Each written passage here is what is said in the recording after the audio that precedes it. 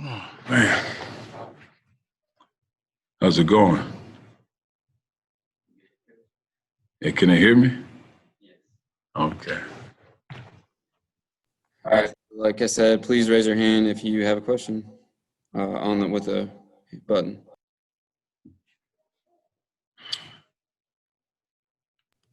All right, go ahead, Eric. Hey, Coach, just first off, just give us a broad overview of this year's team. How does everybody look, and what are your current thoughts going into the year? I feel good about our team. Of course, I like our talent. I like our experience so far because I think guys have worked hard. Even through COVID, I think the guys had good summers, even the ones that were at home, just working out, training. And I like where we are right now as a team. Experience help, especially if you learn from your past mistakes and that sort of thing. And I think we've grown as a team. But first day was a good day. Gabe? Yeah, Cuonzo, other than we know you're not going to play Kansas and you're probably going to play some SEC teams, what do you know, if anything, about a schedule or how it'll come together? Well, I mean, we're still working to solidify or confirm our term in Orlando. So hopefully we have that done by the end of this week, because we're in the ballpark right now of the teams. Because again, as you guys know, a lot of teams got in and out of tournaments due to COVID, financial situations, uncertainty with COVID testing from various leagues. So right now we're still scheduled to play in Orlando. Just a matter of, again, solidifying teams. And we're still working toward our schedule as we speak. But I mean, even to this day, there's still so many moving targets right now. It really is. And I'm not saying not to give names of teams, but there's so much uncertainty. Mitch? Hey, Cuonzo, we saw yesterday that it's looking likely that winter sport athletes will not have this year count against them from an eligibility standpoint. I'm curious first if you have any sort of insight as to the reasoning for that, and also does that change the way you go about anything just from a personnel standpoint or a playing time standpoint this season? I mean, it doesn't. I mean, I just think with the landscape of college sports, with the one-time transfer rule that'll probably pass here in the spring, there's so many things that are going on. The name, image, and likeness. I just think you have to keep your head on the swivel, so to speak, as a program. You have to constantly move. You have to be ready to prepare changes. But no, I don't. Because I think with the uncertainty of COVID, with the NABC and the Men's Basketball Oversight Committee, just one of those deals. What happens if a team or prospects only have you got 25 games or 27 games scheduled, and then you have a prospect that only has an opportunity to play in 13 games? Is that fair to that young man or that young lady in those specific sports? So I think it's only right. I think we just have to make the necessary adjustments as coaches and as staffs when we get to April and May. If you have seniors that want to return, because you have some that are going to live their lives, and you have some that might want to return, some that work toward getting my master's. So I think they're all individual bases. Now, it's not 100% that it'll pass, but I think it will, and I'm not sure if it'll be mandated that every university has to do it. So I think those are questions that still need to be answered. Dave?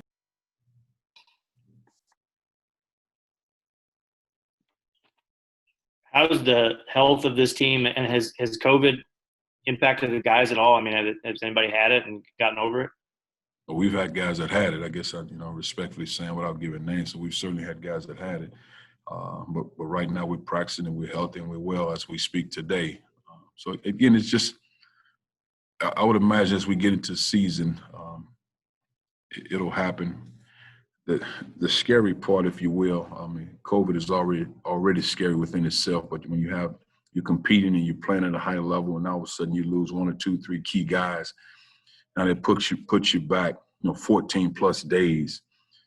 That's a hard thing to deal with, and more than that, to say to a young man, go to practice, go to the dining area, then, go home. That's hard for an 18 to 22-year-old guy to do. I mean, we just have to hope that our guys put themselves in the best position to prepare to win games, to take care of their bodies and do all those things. But again, now you're also talking about not having the opportunity of maybe going home for Christmas because you want your guys to stay intact. So it's just a lot of things you deal when we take it one day at a time, but we prepare for anything. Ben? Cuonzo, how is practice physically different through COVID? I mean, are you guys having to go through different things throughout the practice? How is practice different because of maybe additional protocols? I mean, outside, our staff has to wear masks on the court. So just getting used to talking with a mask, but we've had a chance to do it here. So that's still an adjustment for me to be able to communicate certain things. Our players don't have to wear masks. Now, I've talked to some programs where their players wear masks on the floor, and that would be really hard for me to do, to play with a mask on. But like we practice, what we try to do, like for example, preseason, normally NCAA says 2 days off. We really gave 3 days off just to transition back into it. Whatever anxiety, stress, mental issues each player that deals with, whatever levels, we want to respect that, to give 3 days off. So what we did, we would practice an hour 15, and we'd come back in the PM and just get shots up. So instead of taking 2 days off, we took 3 off. What we'll try to do up until the start of our season, we'll try to take 2 days off. Now, that one of those days off might just be film study, but nothing on the floor. Just to give guys a chance to, again, ease into it, because when you off, 6 months, that's a long time to be away from something you've been doing for so long. Then to get back in the thrust of it, to focus on online courses, whether some guys say they like going to class or not, but it's different to have all online courses. I'm used to being in the classroom, I'm used to interacting with my fellow students. All that's an adjustment. I think we have to have a level of compassion as coaches to understand that this is different. So let's ease into it. I think the thing that helps us, we have experienced guys that have been a part of the program, so that helps. But just really one day at a time and just making sure those guys do the right thing. And I think our administration do a great job of making sure we're testing all those things every day they come in and meet with the trainer. And we just go from there. Sweetie? Hey, Cuonzo, I remember over the summer you said, for better or for worse, guys were working out on their own, in terms of improvement. I guess who has kind of struck out to you, made strides throughout the summer and everything? I think guys have gotten better. I mean, you can see X has gotten better. Tilly's gotten better. I mean, Tilly, just really the conditioning piece and all that, his energy, his focus, and he looks like a guy that's a senior in the college program. He looks like a guy that, when I played in college, you knew that guy was a senior because he looked and how he talks and how he moves. And that says a lot about the wisdom and knowledge that he's gained over time. And again, like I said with X, but X is one of those guys that plays all the time. He's going to find a gym to play, and he's going to work on his game. He's going to do that all the time. You can see the improvements in his game. And again, Mark Smith works hard. Javon, the guys they're workers. I've been really impressed with Parker Brown up until today. I mean, I think he's been good. He's always had good legs on him. His body's filled out, so he's been impressive, knocking the 3 ball down. So he would probably be the one guy I'd say that has stood out the most in comparison to where he was. So I would say he'd be the one. Colin? Hey, Coach, I was just curious, with Mizzou Arena being a voting site this fall, just how instrumental were you and your guys and then Coach Pinch and her program in getting that set up? Well, I think it's more the administration, just making a commitment. That's what it was. I mean, this is a team, and we felt like there was an opportunity to have space to do that. We have the parking space, the proximity is great. No better place in Columbia to have an opportunity to vote. So why not? Because voting has been done on our campus, so why not having it in Missouri? The capacity takes care of itself. Our students can get involved with it. I think it's a great thing. And yeah, but it's more of an administration. It's a team. We work as a team to get things done. Patrick?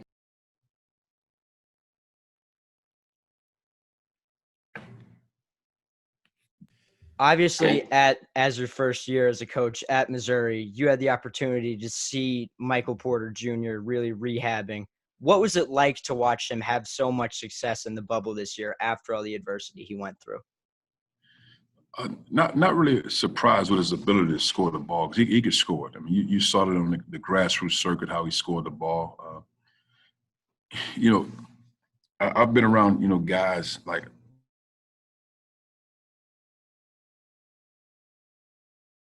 they have to find somewhere to play They love to play basketball. I think Michael Porter Jr. is a guy that if he was not getting paid to play basketball, he'd find a place to play basketball because it's his passion, it's his life. A lot of guys talk about being great players. A lot of guys talk about loving the game. He enjoys playing basketball. He like, for example, he came in Monday or last Thursday, Friday, came in, worked out. He and Jonte, and he was like, Coach, are the guys working out? Because he wanted to play some 5-on-5. And man, that's like, you just left the bubble. But that's what's in him. He loves to play basketball. It was just a shame for Mizzou fans that didn't get a chance to see the way he scores the ball at a high level. Because think about it, man, scoring at the NBA level at a high clip in just a matter of time once he figures out what Denver wants from him and playing on both ends of the floor. I mean, he's a guy that can really score the ball, and he's a threat to score it every time down. That's what makes him dangerous. Mitch? Cuonzo, I'm curious, what were kind of some of your big emphasis areas or points of focus during the offseason or coming into practice with this team, just based off last year? Well, we always meet with each individual guy about certain things, and then we're constantly talking throughout the spring and summer anyway. So it's just as a team, the biggest thing, and I might have mentioned this to you guys before, we are focused. The best thing is to make open threes. You want to be able to make open threes. You want to be able to get transition You want to get layups, open threes. You want to minimize your pull-ups because everybody's not a pull-up shooter. We might have 3 guys that are legitimate pull-up shooters. You want to limit your turnovers. You want to play defense at a high level without fouling, because as we watch film, we took momentum from ourselves when we got fouls and being aggressive, and sometimes over-aggressive. But after a while, it's not a very smart play when you consistently do those things. So just really for our team, just the sound things, taking care of the basketball, sharing the basketball, playing as hard as you can play. And just work on your individual game. Work on your individual skill, because I've always been a coach. Whatever you want to do on the floor, you have to be able to do it now. It's not a case of not doing something and you want to do it in the game. You have to be better at doing it before the game. And just playing as a team. I think those are not to say our guys are selfish, but understanding that there's a tremendous amount of sacrifice when you want to be a great team. And there's a level of commitment that you have to be willing to give to your team to be successful. That's on and off the court. Natalie? Hey, Coach. Hope you've been doing well. Kind of, a big question for you. Back when things first got canceled, SEC tournament, you're there. Now you're coming here, first day of practice. What do you feel like you've learned about either your team, your guys, you as a coach throughout this time with everything we've been going through that you want to carry into the season, into these first few practices? Oh, good question. I just think really what COVID did for me, and I think even for our players, you kind of get an opportunity to reflect on what's important. Because oftentimes you'll do certain things as a coach. You've been doing them for years, because everything is moving so fast. Even in the off season, it's still a season because there's recruiting. Then there's a June and July, and then you maybe have 2 weeks here in August, but you still have guys on your campus in September. So there's never really a downtime where you have a month to completely get away, decompress. So for me, with COVID, look at a lot of things. We looked at statistical numbers, all those numbers, teams that I've had the past 10 years, just ups and downs, all the numbers you can think of. And then you realize, you say to yourself sometimes, why do you do some of the things? Because you've been doing it for so many years, or the guy you played for, he did that, or the guy you coached on, he did that. But does it help your team? Is it beneficial to today's game? How does it translate now? So you spend a lot of time talking about that. And more than anything, I spend a lot of time talking to NBA teams, just on spacing offense, transition offense, the flow of offense. What do they look for defensively? Because even though we take pride in playing defense, but what level? Even though we're a college team, I understand it, but when guys are trying to make that transition, what are subtle ways that we can improve in our program to help them in their transition? Because though it's still basketball and NBA and college, it's really two different games. The spacing, understanding, defensive assignments, it's a different ball game. So just all those things that if we can make subtle tweaks in what we're doing to help them to grow and adjust. But it was fun just studying. It was the first time ever, because you go to coaching clinics, you speak at coaching clinics, and this is probably the first time you had a chance to talk consistently, talk to teams, build relationships, see it through, work on it, good, bad. But it's the simplicity in the game, really. When you watch NBA teams, it's the simplicity, but now it's a high level of skill. So we try to continue to improve our skill as much as possible. And sometimes you don't see it right away, but just, again, the things we talk about, having written down, the effort. We have to always have effort. We have to have togetherness. We have to do a great job of executing. We have to do a great job of playing with toughness. Good shot selection. Then the last thing is respect. Respect for the game, respect for my fellow teammates, respect for the officials, and just respect for having an opportunity of playing a sport on scholarship, to have an opportunity to get a degree and continue playing a sport that I love to play. Because at the end of the day, I'm ahead of the game if I walk away from playing this game with a degree. When you look at the average numbers of, regular students, on average of $35,000 student loans they have to pay back. So if I'm able to get a scholarship doing a game that I enjoy playing, getting a degree, being a successful student, then I'm ahead of the game. And those are the things in terms we try to talk to our guys about. You can't shy away from talking about education, because for some reason when I grew up, all my mom cared about was getting a degree. You go to college, you got a chance to get a degree. Well, now all of a sudden it seems as if the topic is trying to be an NBA player. I mean, the number's still the same. It's not as if there are 10,000 NBA jobs. It's still 450 of them. That hasn't changed. So just trying to get our guys to say, I'm not trying to discourage you from being an NBA player, but what I am saying is if there's a plan B, your plan B you have to get an education, not just get into a class, but get an education and get into a degree program that you can have a successful life and a successful career. So those are the things you have to talk about. And if they don't want to hear it, then they're not a part. They don't need to be a part of this program. So I think we have to continue to stress education because it's vital. Dave? Cuonzo, you've told us the story in the past about when you played in Italy and that it was small gyms, but they were packed. So I don't know if you're anticipating for playing in a gym that's going to be scarce or empty, or what that communication would be like. How do you anticipate that experience being different this season? Oh man, it's just basketball. I think when you love to play the game, it doesn't matter. I think I had the most exciting times watching NBA games this year, just because it was basketball. You can't run, you can't hide. It's simply basketball, and the cream always rises to the top. And I think Miami Heat, just my 2 cents. I think Miami Heat was a very talented team. I don't think anybody would have said they were the most talented team. I don't think anybody would have said they would be in the finals. But I think what happened because of the Miami Heat culture and their program and how Pat Riley and Eric Spoelstra, who's done a tremendous job, how they operate as a program, they had a business-like approach in the bubble. They were locked and loaded because their focus levels throughout the season. And you might have some other programs, and I'm not saying any names, it's not about that, but there's a lot of flash and a lot of glamour. Then the meat and potato time in that bubble, because it's not exciting. Can't play in front of fans. So it's basketball. I mean, I grew up playing basketball in front of no fans. It's still the same thing. And I think when you guys see guys like Jimmy Butler, Crowder, those guys, it was just basketball. And that's why I think they were where they were. Again, they have a great culture in their program and all that, but it's just, man, you got fans in the gym or no fans. It's basketball, man. I mean, if you need fans, what are you doing playing the game? What are you doing playing the game? Play the game. It's basketball. I mean, if COVID shuts it down, you can't play, then you can't play. But if it's simply basketball, then what are we doing? Let's play the game. Dave Matter?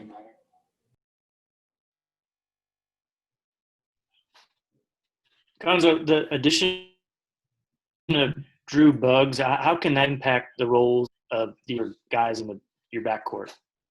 I think it enhances it because, again, he does a great job of getting into the lane. He's a physical body, so if you hadn't seen him up close, it's more of his stature is like Drew Smith. I mean, same stature, strong, shifty, knows how to pass the ball. His percentages from three weren't great at Hawaii, but he's a guy that can make threes. But he's a guy that would rather pass the ball and get in the lane and make plays. He does a good job. He forces guys to run because he's willing. He's a very willing passer.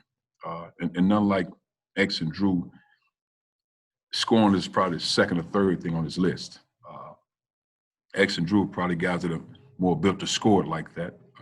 And then they're willing to pass the ball. But he's the guy that he want to pass and get guys involved. I mean, and they've been on the floor together. I mean, again, it's basketball. It's spacing, attacking ball screen, sharing the basketball, driving and getting in the lane, making sound decisions. And I enjoy him being around because he does a lot of good things. And he's a vocal guy. He talks to his guys. He's the guy we felt like we recruited right now, yes. Got time for a couple more. Karen?